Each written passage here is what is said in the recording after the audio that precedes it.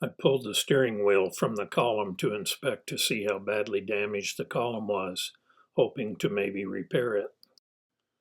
The damage was worse than I thought.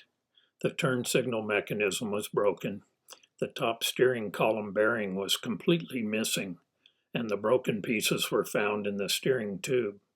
No wonder the steering shaft had some play.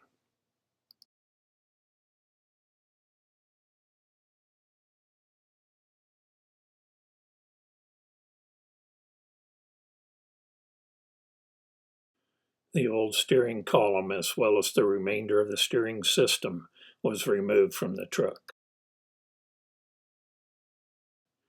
It was necessary to remove the e-brake lever to access the steering column to dash mounting plate.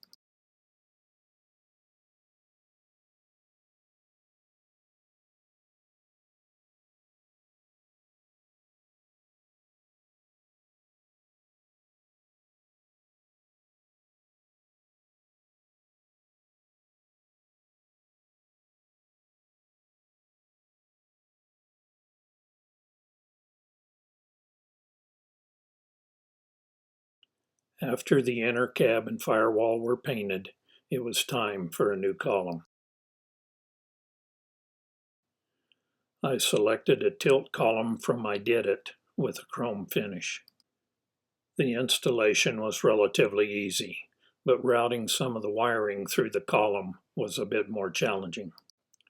A new turn signal lever and cruise control lever were added to the column. The dimmer switch was moved from the original floor-mounted switch to a switch on the arm on the steering column.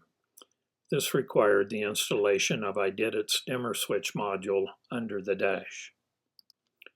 The cruise control unit was mounted behind the glove box, but a new lever arm was added to the column to communicate with the box.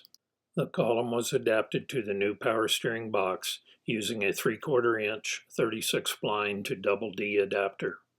The new double D shaft was trimmed to the needed length and connected with the Borgenson joint.